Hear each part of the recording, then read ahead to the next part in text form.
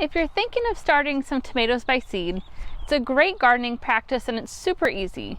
I know a lot of people get intimidated by starting seeds, but it's way simpler than you think. And so today I'm going to go over how to quickly get your own tomatoes started by seed, which would also be the same practice that you'd use for other vegetables such as peppers, whatever it is that you want to get started by seed. So the first thing is that you want to start off with clean plastic trays. So if you've used them before, it's smart to sterilize them first in a diluted down bleach solution or even just some soap and water. If your old seedlings happen to have diseases of some sort or any kind of bacteria, it could be harmful to your new seeds, and so it's always smart to wash the seed packets first. A common question I get all the time is if you can use the Jiffy Pots, the ones that expand in the water, or the pots that you can just plant right into the soil. And I personally don't really like those. I don't feel like they dissolve like they should in the soil, and they're oftentimes pretty small, and so it doesn't give your plants that much space to grow. I really just prefer using these plastic trays. You can either purchase them, or if you buy plants at the nursery, you can just recycle them.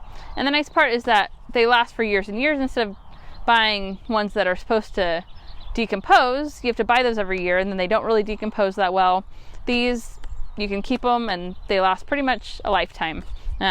Obviously eventually they kind of get worn out and I throw them out, but you can recycle them over and over again. The next thing is that you want to use a seed starting mix and not just regular potting soil. And so even though seeds will probably germinate in regular potting soil, it's just not the best medium to grow seeds in. And so a seed starting mix is made specifically for starting seeds, and so it drains really well. It gives the roots lots of aeration, and usually a seed starting mix is made up of materials such as coconut coir, vermiculture, and other materials that are specifically made for seedlings. And so one thing that you want is that you want the seeds to stay moist, but you don't want them just trapped in moisture, because if they get overly saturated with water, the seeds could end up rotting. And regular potting mixes are made to hold on to moisture, and so your plants don't dry out, but seedlings need a drain, but they also need to stay moist, and it's that happy medium. And so the seed starting mix is made perfectly to let that all happen. And so I usually will take my seed starting tray and then I fill it about 2/3 of the way full with seed starting mix, and then I water it down, and so the mixture is completely moist all the way through, and you'll see that the water just drains right out the bottom of these pots, which means the soil drains really well.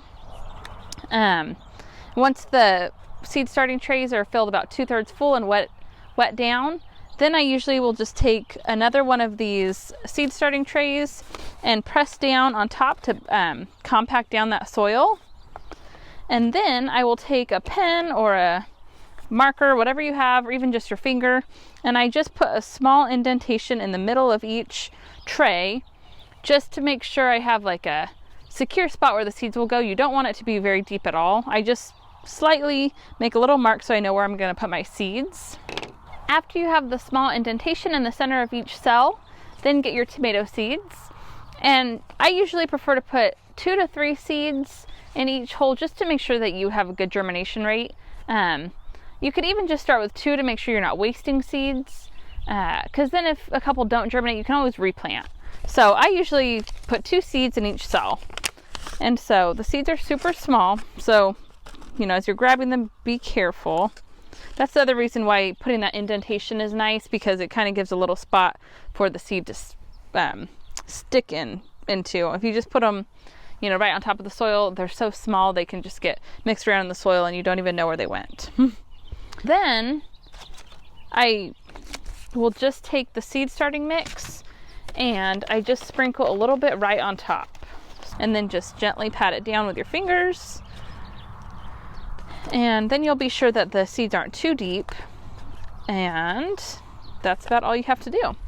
So then after you get your seeds planted, make sure you label it. So I wrote out all of my tags before planting, and so then just mark in each little cell which tomato variety it is, and then continue with all your other varieties. Today I have about 4 different varieties that I'm going to get planted. These are some that have been growing already for a little while. I'm just getting some more going so that I can have and continue to harvest throughout the season. Okay, so after you get your seeds planted, the next thing is just to care for your seedlings. You want to make sure they stay plenty moist. You don't want them overly saturated with water, but you also don't want them to dry out in between watering. So just make sure that soil is constantly moist. And then you want to make sure that the seeds are plenty warm. And so you could either put your seed trays out in a greenhouse, or you could put them on heat mats, or if your weather's warm enough, you could just put them out during the day and then bring them in at night to make sure they don't get too cool during the night. You need to expect at least 7 to 14 days for germination though. So if a full 14 days goes by and you still haven't had any tomatoes come up, there's a few things that could be wrong. The first is probably that they aren't getting warm enough. And so if you don't have them on heat mats, that's the first thing you can try. The other thing is that you could have a bad batch of seeds. If your seeds are new, that's probably not the reason. But if they're older than about 4 years old, it could be that they're getting too old, which after so many years, the viability of the seeds goes down. And then once the seeds do germinate, you want to make sure that they're getting plenty of light. And so if they're in a greenhouse, you're probably good to go as long as your greenhouse isn't shaded. But if you have them indoors growing, you're definitely going to want to get a grow light. And you just put the grow light as close to the seedlings as you can, ideally about 6 inches above the plants, and keep the light on for about 16 hours a day, and then turn it off. And so the best way to do this is just to get a timer, so then you don't even have to worry about it. It'll just kick on in the morning and automatically shut off at night. But if you don't have that grow light, or if you don't have them in an area where they get plenty of sunlight, you're going to get stretched out, leggy tomato plants, and that just doesn't make for a healthy plant. So if you see your plants start reaching for the sun and they're really skinny and leggy, that means they need more sunlight.